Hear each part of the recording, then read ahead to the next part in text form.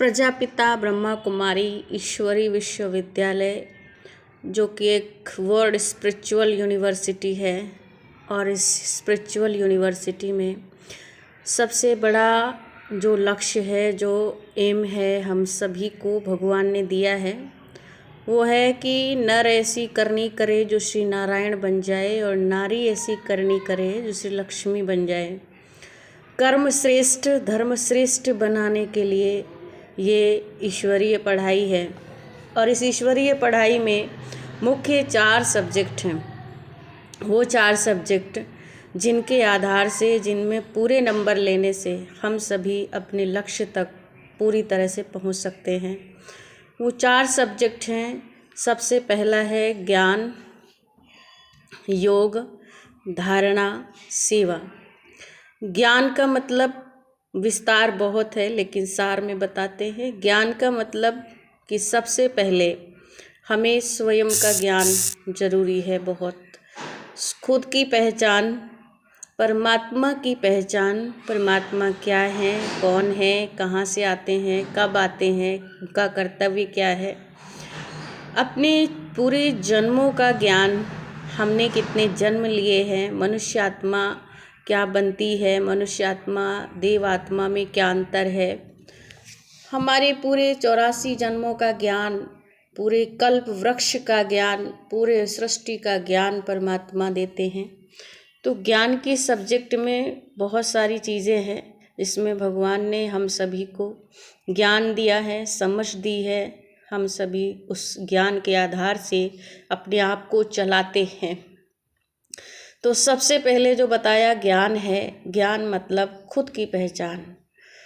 Second, दूसरा जो subject है योग है। योग दुनिया में बहुत हैं, बहुत सारे लोग शारीरिक योग करते हैं, योगा करते हैं, बहुत सारे हठ योग भी हैं।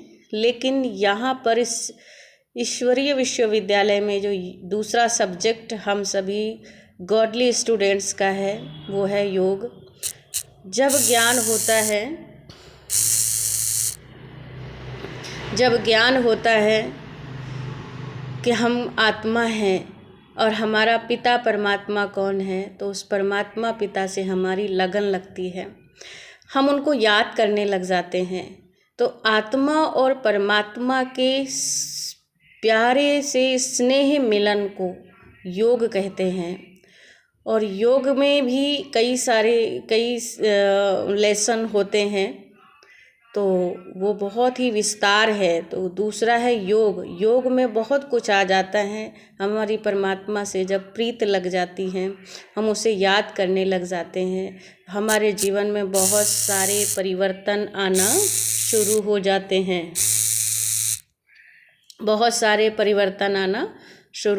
हैं। तो उस तीसरा है सब्जेक्ट है धारणा।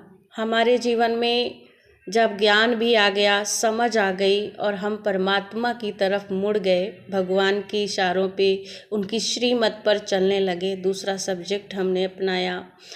तीसरा सब्जेक्ट आया धारणा।